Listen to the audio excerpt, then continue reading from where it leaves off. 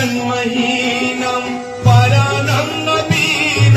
समाधानलीनं सदैवानवीनं जरा जन्महीनं परानन्दसीनं समाधानलीनं। कृति जोठी नाही सेठी किछि नाही।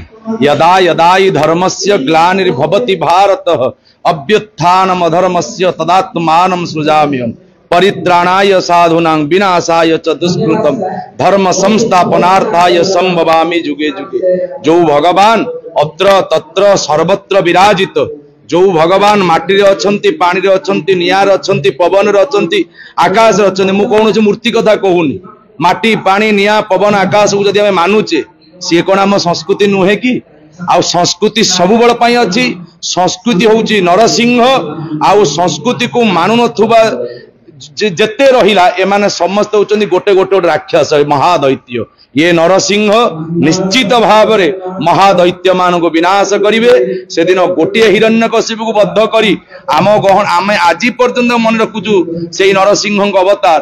किंतु आजि महाप्रभु एमिति सृष्टि करिचंती, एमिति प्राकृतिक विपर्यय कथा कहंतु, आम मनीषकृत विपर्यय कथा कहंतु, भगवान जो जेते जहा चली ये जो सब संस्कृति को नष्ट करूना कि ता विपक्ष लड़ई आरंभ हो जाती। लड़ई पुड़ाए हेले युद्ध हेले जाकि संस्कृति पुणी जागृत हम मानवा को बाध्य हबू। आम संस्कृति हूँ सबुठार विशाल संस्कृति।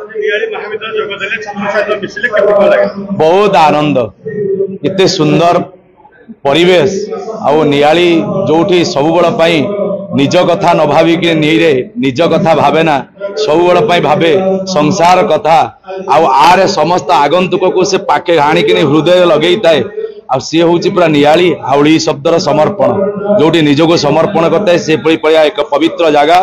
आ प्रभु श्री कालिया शांत नीलाचल नाथ भुवन पालक प्रभुंकर जन्म माटी ये मामू घर यहाँ नियाली माधव। तेणु माधव परिवेश आउ नियाली कॉलेज ये जो आध्यात्मिक परिवेश भितर मु योगदान करी मते बहुत आनंद लगी। आउ पिला माने होचंदी अति मधुर। पिला मानन को देखि मते आउरी आनंद बढ़ी गला। मोर आनंदर 3 गुणा बढ़ी गला। मोर नियाली महाविद्यालय रो संस्कृत विभाग आनुकूल्य रे आयोजित संस्कृत सप्ताहर शेष दिन बा उद्यापन उत्सव यही ओडिशा सरकार उच्च शिक्षा विभाग निर्देश क्रमे आमे माने दीर्घ 1 सप्ताह धरी विभिन्न कार्यक्रम से प्रतियोगिता सब आयोजन करिछु। संस्कृत श्लोक, संस्कृत लिखन, संस्कृत भाषा साहित्य उपर विभिन्न कार्यक्रम आम सब आयोजन करिथिलु। आज तार उद्यापन उत्सव। आज उत्सव ओडिशार विभिन्न प्रांतर बहु ज्ञानी गुणी पंडित माने एठी उपस्थित अछंती। से माने संस्कृत भाषा किपरि मनीष को संस्कृति संपन्न कराए, संस्कृति हेउची रिफाइनमेंट परिमार्जित मनीष को कराए, समाज को दिग्दर्शन दिए, ये संपर्क में चर्चा व्याख्या होती। छात्र छात्री माने अंशग्रहण करिसेंती।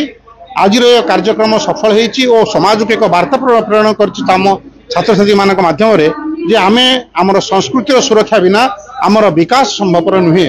संस्कृति ही विकासर एकमात्र माध्यम। तेणु संस्कृति को रक्षा करवा, संस्कार को रक्षा करवा, शिक्षा को से दिगरे आमे निर्देशित करवा होची आज जो दिवस पालन होची तार मुख्य उद्देश्य। मु आशा करी ये जो उद्देश्य रखी आज आयोजन होती से उद्देश्य निश्चित भाव में चरितार्थ हम यह निसंदेह।